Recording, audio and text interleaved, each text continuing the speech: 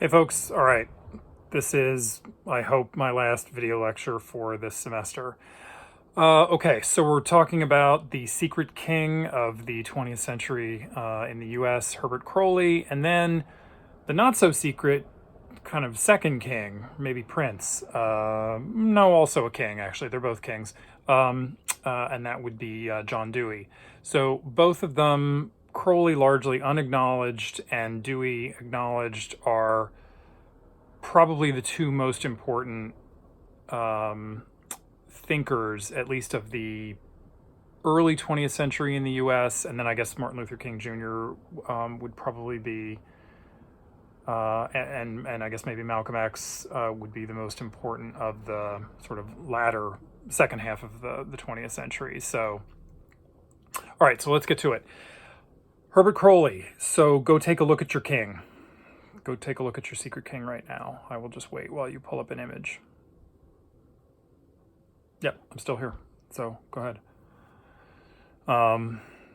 Yep, do you have the one with the monocle? Him with the monocle? Or maybe it's in this eye, I don't remember. Okay, good. Make sure you've got the image of him with the monocle. I should have put it on the slides. So we're on slide 12 of the progressive era.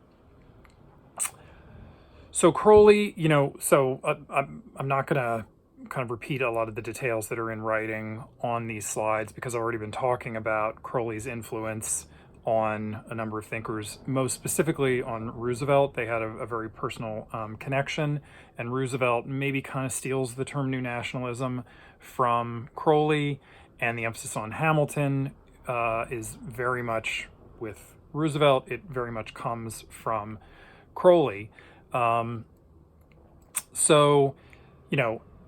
Responding to the rise of industrial society, some of the same kinds of problems that Debs and Goldman are responding to as well. And the problems with capitalism run amok, essentially, and trampling over the rights and the freedoms of kind of the small individuals. Whether this is a person in the lower class or the middle class, who really is just not able to make it on their own in the way that one was able, at least if you were white in the United States in the 19th century, the way that you would have been able to. So, Crowley, I just want to note here that the idea that Crowley is somehow, and the progressives are somehow identical with socialism or communism is really risible. It's really ridiculous. There are absolutely elements of kind of big statism in Crowley and in some of the folks that follow him. And he quite self-consciously calls for this new Hamiltonian. It's a synthesis of Hamilton and Jefferson, but it's really Hamilton is really the dominant person in the relationship for Crowley. But it's to save capitalism that Crowley is writing here in 1909. So the idea that this is that this is somehow synonymous with socialism is really fundamentally unfair to what Crowley is talking about, which is not to say that there aren't problems with his thinking, but it really is the path toward an administrative state and a welfare state that is designed to remedy the defects of capitalism while allowing capitalism to continue. That's certainly the intention here. So I think, as I say at the bottom of the slide, this is probably, he's not a socialist and he's not a corporate stooge either. And so that puts him kind of in what will become the mainstream of American liberalism in the 20th century. And so he is really one of those architects. Just of note, he's also one of the founders of one of the most important journals of the 20th century called The New Republic, along with Walter Lippmann and William Weil. And this will come out in what I say about John Dewey in a little bit, but Lippmann and Dewey engaged in a kind of intellectual dialogue and debate about the relative need for more elitism or more democracy, like sort of a more radicalization of a democracy, or more elitism as a way to kind of remedy the defects of industrial capitalism. And we can see, so Lippmann engages in that debate directly with Dewey, but Lippmann is with this kind of more Hamiltonian, Crowley version of American liberalism, and Dewey is on the more radical Jeffersonian side, but also even kind of beyond Jefferson. Okay, so go to the next slide, slide 13. So the American problem is, democracy needs everyone to have, or requires that all individuals have equal rights. At least that's what it becomes, in the latter part of the 19th century. But the problem is, what does equality mean? Well, Crowley says there have been kind of two answers that the American tradition has so far provided. There is what essentially turns into the Sumner version of equal opportunity. So equality is equal opportunity, and if you have some very basic some very basic hurdles are met, that you have kind of formal equality, at least in the political sense, you have formally the same rights as anyone else, then you can be said to be equal insofar as you have equal opportunity. And then apparently for William Graham Sumner and others, well, it's your talents and natural aptitudes are going to determine then what your outcomes are. And the outcomes are not going to be equal because people are not equal. Debs, Crowley says, Eugene Debs and the socialists, and I think even anarchist socialists like Emma Goldman would be in this group, want equality of results. So they want, at least in very rough terms, they want an equal playing field as the result. So regardless of any kind of inequalities in individual talents, and definitely not as a result of any inequalities based on social hierarchies, they think we should expect to see roughly equal outcomes, and that indeed going forward you need to kind of make adjustments to make sure that those outcomes are roughly equal, not equal in absolutely everything. Crowley says the problem is that the U.S. has run into trouble through a program of what he calls national irresponsibility, because they have allowed quote unquote equal opportunity to exist. But what that has turned into, because the government has in general resisted making any kind of positive discriminations or positive evaluations for saying, well, there's a problem here, so we need to nudge the economy in this direction, or this group of people is being harmed in certain ways, so we need to nudge or we need to assist them in some way. No special privileges. Although, of course, parenthesis, there were special privileges being granted to corporations. We know that from some of our other writers. So equal opportunity, next slide, slide 14. Equal opportunity is going to naturally lead to unequal outcomes regardless of what you do. And that's even in the best circumstances. But really what ends up happening is that privilege upon privilege, and again, we already saw this with Teddy Roosevelt. Remember, Roosevelt is actually sort of riffing on riffing on Crowley, that these privileges accumulate over time. They're passed on through inheritances. They're also a variety of ways that corporations are able to exercise economic control, even though they don't have, let's say, specifically political control granted to them, but through their control of various aspects of the economy. There is actually now privilege that is ensconced in American society, and there is now essentially class struggle. So Crowley says, in order to essentially save American capitalism and American liberalism, you have to get rid of this policy of laissez-faire, this policy of leave people alone and just let things play out as they will, because that is, and that in the later language of Woodrow Wilson, that is allowing the strong to prey upon the weak. Crowley is not a critic of ambition. He wants ambitious individuals to be able to distinguish themselves, to be able to make more money, to compete with one another. He thinks that these are profoundly important for economic growth. So ambition and even a little bit of greed is good.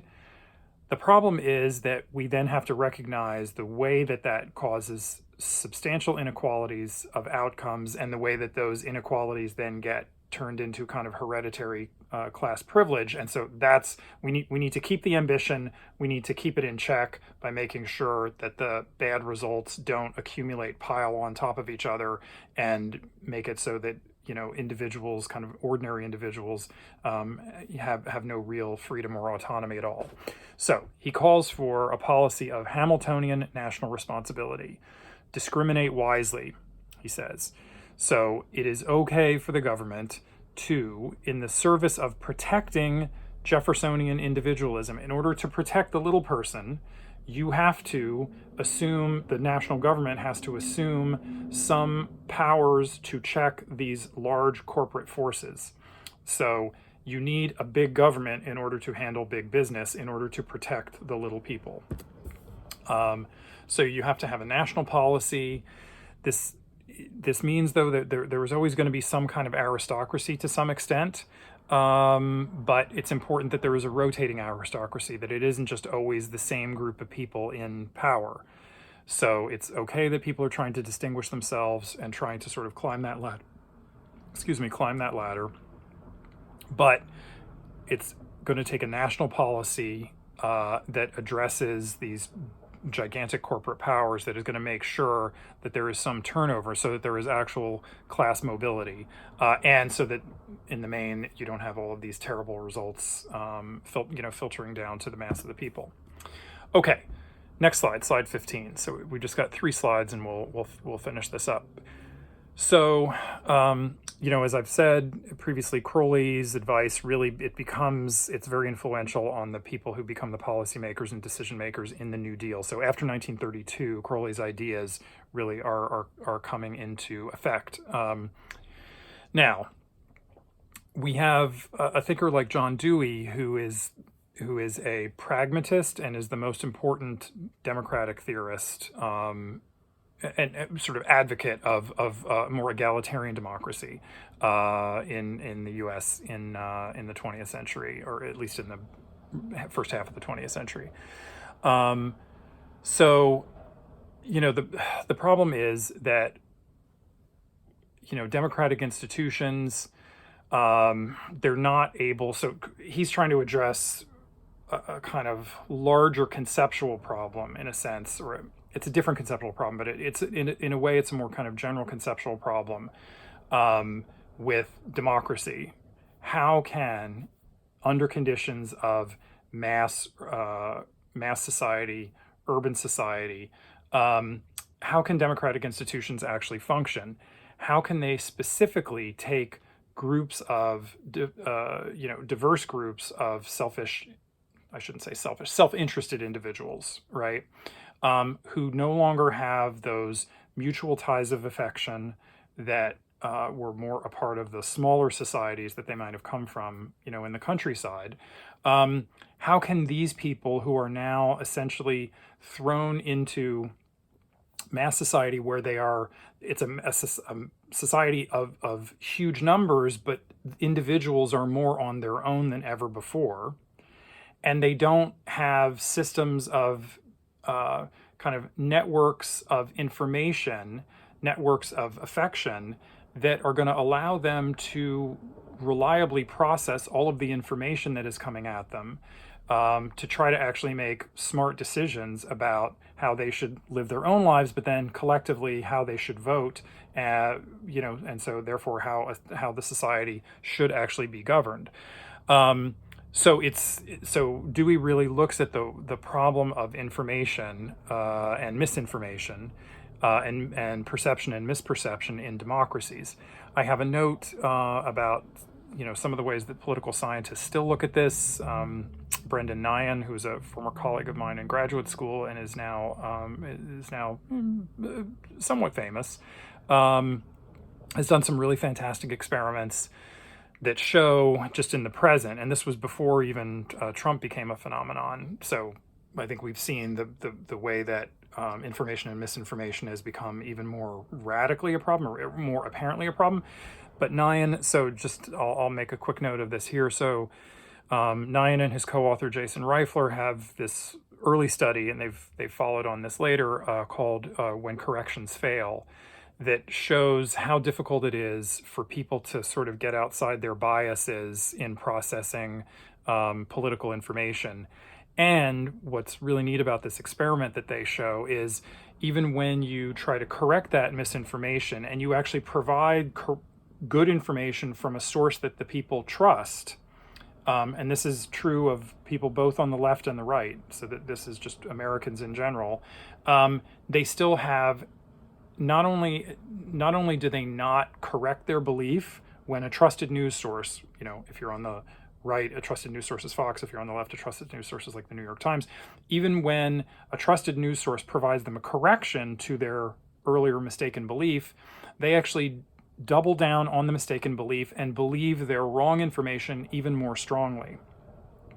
So even when you try to correct them and it's ostensibly someone they trust who's trying to correct them, it actually doesn't work. They hold on to their earlier bias because it reinforced their basic, the basic biases of their ideology. Anyway, so Dewey is onto this problem. Dewey is onto this problem as the problem of democracy in in the early 20th century. So democratic culture, so next slide 16, democratic culture really requires that something called a public exist. And that's a community that is brought together by the shared sense that there is a problem. So in a large, mass society like the United States, there will be many kinds of publics. Many publics kind of self-organize around the sense of a particular kind of problem. So there's not one big public, but what you have is you have a large republic where the public at the level of the whole of the United States is made up of all these mini publics. And so you have people who are trying to, solve their problems in their own spheres. But the problem is that this is extremely difficult in a kind of mass society where you're being asked to weigh in on, all kinds of differing problems that are not necessarily related to the matters that are of most immediate concern to you. And previous democratic theory had suggested or sort of thought that basically, democratic citizens can be as I have here on the slide, they can be omnicompetent individuals. They can actually be competent across a whole variety of kind of intellectual domains. But that was true more when the intellectual domains of the individuals were much more circumscribed to their local communities, where they actually had a lot more information, a lot more ways of testing the information that they were getting, and finding reliable sources and being checked by others whom they might know who could correct them. So instead, now what happens is you have what Dewey calls floating volatile opinions, which replace old certainties. And I think we can see this, what's going on in the U.S. With discussions of January 6th and the insurrection, or the vaccine stuff, especially the about the pandemic and then about the vaccines and masks as remedies. Now people have very little way of telling what is true from what is false, and so they have opinions, and they have opinions that they hold on to very firmly, but they float around from one thing to the next, and they believe that they are sure about this one thing, and then the next day their opinion can change, and they are just as sure now the next day about that other thing.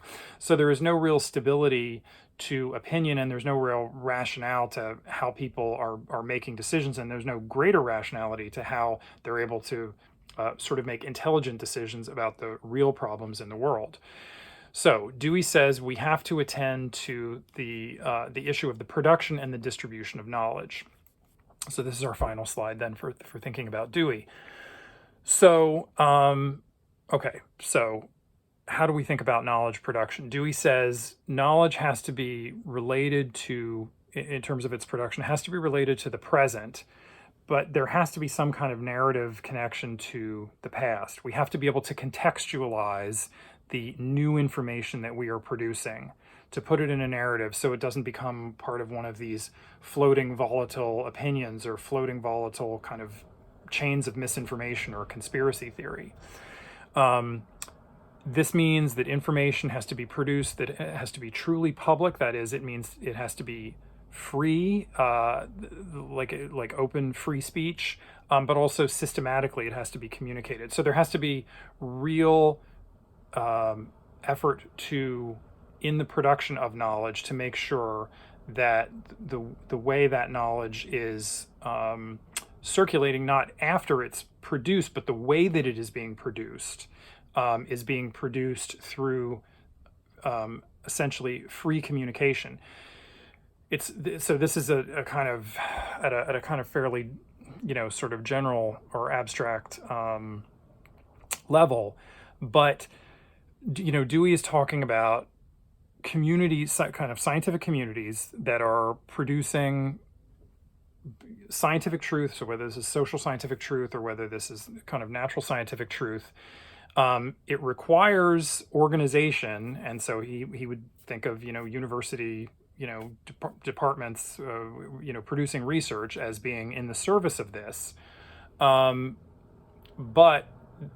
what has to be happening here is these scientific communities, these knowledge production communities, have to be producing their knowledge freely and have to be in all kinds of open, kind of multiple and open communications amongst each other. So you need methodical inquiry, but you also need to have, I guess we could call it in today's parlance, kind of interdisciplinarity, and you need to have constant contact across these different communities of knowledge production. So, so it isn't just like sort of government censorship that Dewey is worried about, but it's the idea that these knowledge communities, as they are trying to produce their knowledge, they need to have open channels sort of all across the areas of their production. So ability to talk with other folks in different areas, but I guess I'm trying to think of another sort of good example. Well, let me come back to that in a second. Let me go to distribution. So distribution, so there's the production, then there's the distribution. The distribution means that you have to be publicizing this constantly, so you have to be talking to the wider, kind of larger public that is made up of publics. And this needs to be connected as much as possible to more kind of popular sources of readership or viewership later.